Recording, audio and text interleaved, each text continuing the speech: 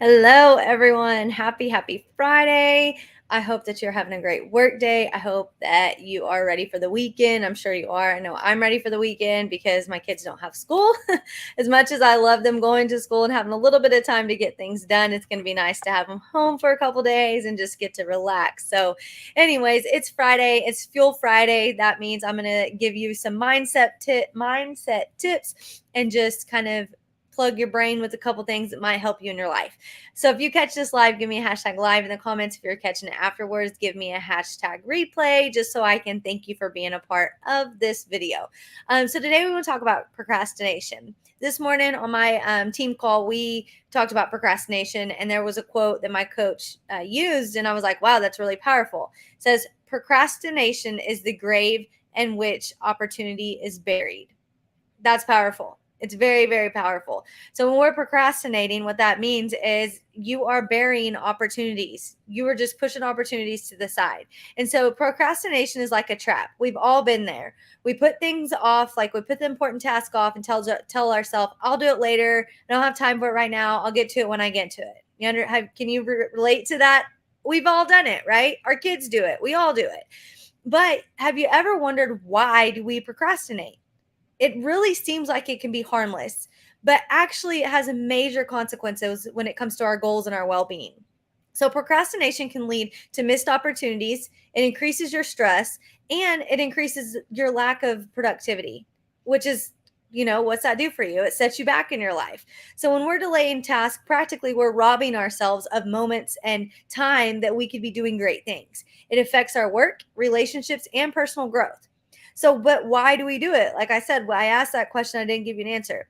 Well, mainly because we fall into this trap. We have a fear of failure, we have a fear of being overwhelmed, and then we also have the fear of of not being perfect. So we want to be perfect, and we're scared it's not going to be perfect. And what happens?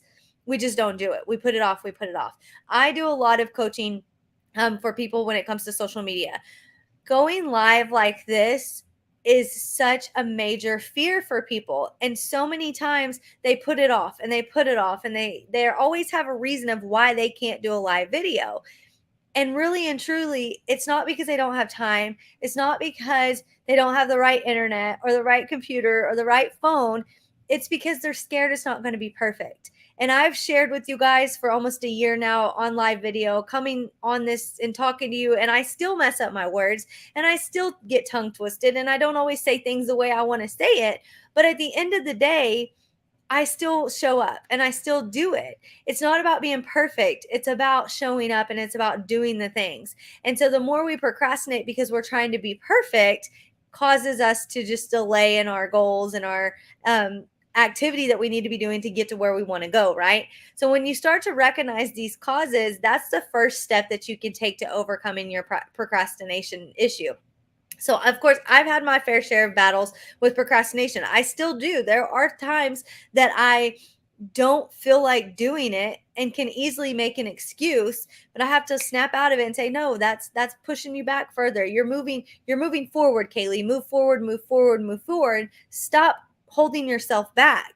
And so I remember even in the classroom, I would put off certain things. I had deadlines, but I would say, oh, I got 3 more weeks to do that. But then what happens is when that 3 weeks is coming to an end, the anxiety just starts to rise and it just starts to get so heavy on you. And so I've learned ways that I can effectively conquer procrastination.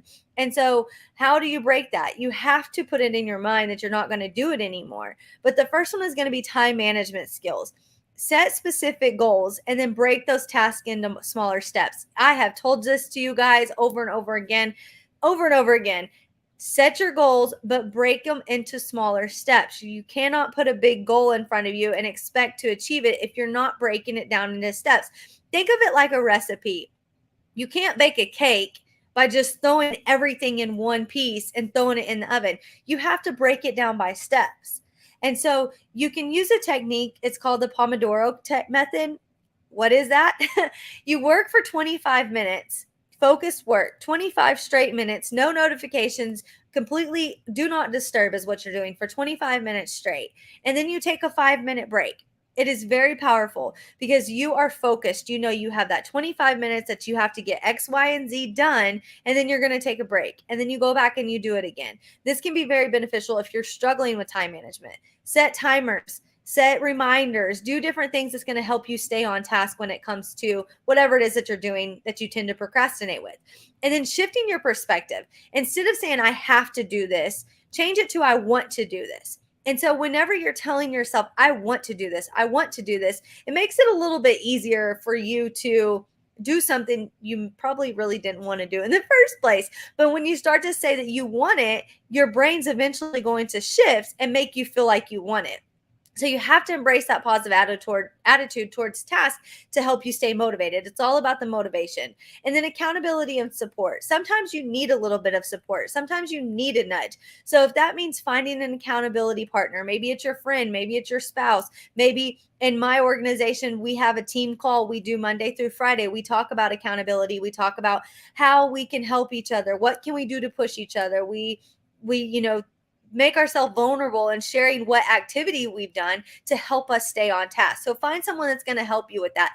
Have someone that cheers you on. So whenever you do the task that you've been procrastinating on or not wanting to do, have somebody that's going to be your cheerleader. You got to have a cheerleader. Everyone needs cheerleaders in their life. And then, of course, embrace change and take action. So, overcoming procrastination requires consistent efforts, and it's the willingness to embrace the change. You have to accept that there's going to be changes that take place. You have to know that it's going to be hard. It may be a little bit different, may not be in your comfort zone, but that's what you have to do. And just remember that progress is the most important thing. Progress is so much more important than perfection, because if you make a little bit of progress every single day, you're going to realize you're closer to what you think is perfection. Are you ever going to reach perfection? Likely not. Like I said, I've been coming live for over a year now, and I'm far from perfect, and I make mistakes all the time. And sometimes I have technology issues, right? It is what it is, but you can't focus on being perfect. You just have to focus on making that progress. So start small, celebrate those achievements, and then just keep moving forward with it. Remember that procrastination can be a common challenge. It happens to all of us from a very young age for the rest of our life. But when we change our mindset, we adapt the strategies, then we can really start to unlock the full potential we have in ourselves. I'm Kaylee. I'm the teacher of finances. I hope you found this valuable today. If you did, please let me know what was your favorite part or what you're struggling with or what you're doing to help you when it comes to procrastinating. And I will see you guys next week. Have a good weekend.